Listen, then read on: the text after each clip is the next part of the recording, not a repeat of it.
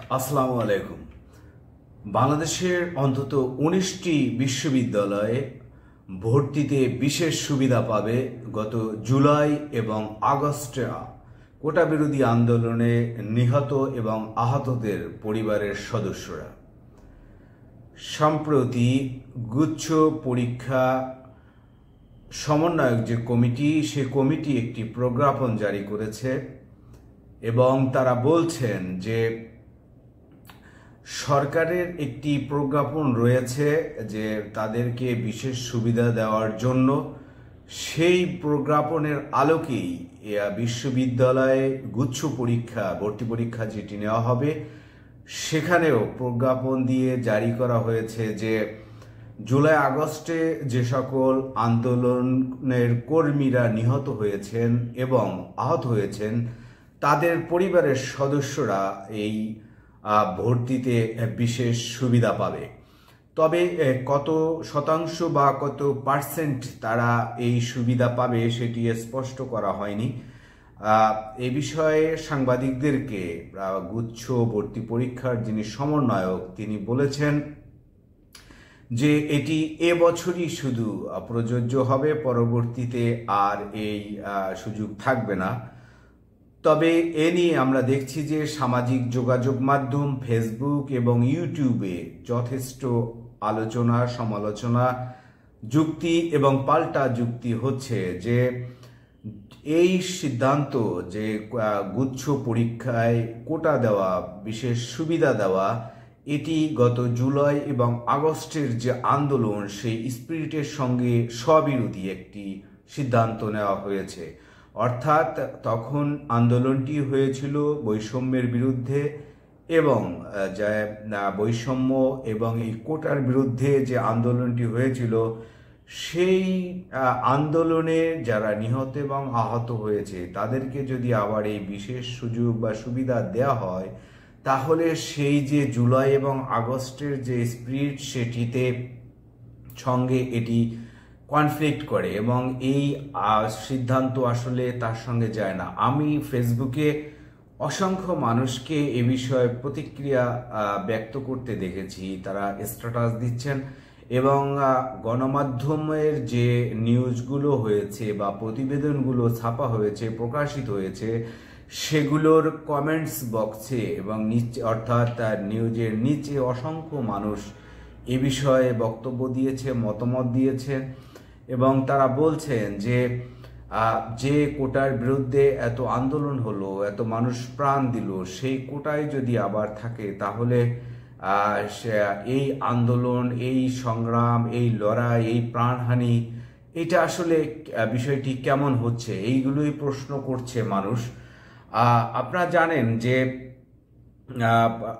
জুলাই এবং আগস্টে আহত এবং নিহতদের পরিবার এবং আহত যারা আছেন তাদেরকে পুনর্বাসনের জন্য যথেষ্ট উদ্যোগ নিচ্ছে সরকার। তো এটিও একটি সেই উদ্যোগেরই অংশ বলে বিশ্ববিদ্যালয় কর্তৃপক্ষ বা গুচ্ছ পরীক্ষার সমন্বয়ক যিনি রয়েছেন, তিনি দাবি করেছেন যে এটিও হয়েছে যে সরকার যে প্রজ্ঞাপনটি দিয়েছিল, সেই প্রজ্ঞাপনের বাইরে যাওয়ার তাদের সুযোগ নেই, সেজন্যই তাদের বিশেষ এই সুবিধা দেওয়া হচ্ছে। তবে আমরা এই সাধারণ মানুষের প্রতিক্রিয়া আসলে যেটা দেখলাম, যে এর পক্ষেও অনেকের বক্তব্য দিয়েছেন যে একটি বছর অন্তত এটি থাকতে পারে। তবে অনেকের আশঙ্কা, যদি এটি আজকের এই প্রথম বছর যদি হয়, পরবর্তী বছরে যদি আবার বাদ করতে চায় বা বাতিল করতে চায়, তখন দেখা যাবে এটি বিষয়ে বিরুদ্ধে আবার প্রতিবাদ হবে যে কেন বাদ দেওয়া হলো, এই জুলাই আগস্টে নিহত এবং আহতদের পরিবারের এই সুযোগকে কেন বঞ্চিত করা হচ্ছে। তো এটি আসলে যেহেতু শুরু হয়েছে, এটি আসলে বাতিল করা যাবে কিনা সেই আশঙ্কাও অনেকে করেছেন। তো সার্বিক দিক বিবেচনা করে মনে হচ্ছে যে জুলাই আগস্টে নিহত এবং আহতদের যে পরিবার রয়েছে, তাদের পরিবারের সদস্যরা যদি গুচ্ছ পরীক্ষায় অংশগ্রহণ করেন, তাহলে তারা একটি বিশেষ সুবিধা পাবেন। তারা লিখিত পরীক্ষায় পাশ করার পরে ভাইবা বা অন্যান্য যে প্রক্রিয়াগুলো রয়েছে সেগুলোতে তারা একটি সুবিধা পাবে, তবে তাদের লিখিত পরীক্ষায় অবশ্যই পাশ করে আসতে হবে। অবশ্য কোটার বিষয়গুলো এরকমই হয় যে লিখিত পরীক্ষায় যখন পাশ করে তখন তাদের অগ্রাধিকার ভিত্তিতে কোটার যে শতাংশ বা হার থাকে সেই হারে তারা সুযোগ বা সুবিধা পায়। তবে এই ক্ষেত্রে গুচ্ছ পরীক্ষায় কত শতাংশ বিশেষ সুবিধা বা কোটা জুলাই আগস্টে নিহত এবং আহতদের পরিবারের জন্য নির্ধারণ থাকবে সে বিষয়টি এখন স্পষ্ট হয়নি। তবে এই বিষয়গুলো উপাচার্যদের সঙ্গে আলোচনা করে সিদ্ধান্ত নেওয়া হবে বলে জানিয়েছে গুচ্ছ পরীক্ষার সমন্বয়ক যে কমিটি রয়েছেন তারা। তো আসলে এটি স্পর্শকাতর অবশ্যই যে যারা আহত এবং নিহত যা হয়েছেন তাদের পরিবারের একটি সুবিধা দেওয়ার জন্য সরকার পক্ষ থেকে যে উদ্যোগ নেওয়া হয়েছে বা ইউনিভার্সিটিগুলোর পক্ষ থেকে যে উদ্যোগ নেওয়া হয়েছে সেটি যেমন কেউ কেউ ঠিক বলছেন, আবার কেউ কেউ জুলাই আগস্টের সঙ্গে কনফ্লিক্ট বলে দাবি করছে। আপনি এ বিষয়ে কি মনে করছেন?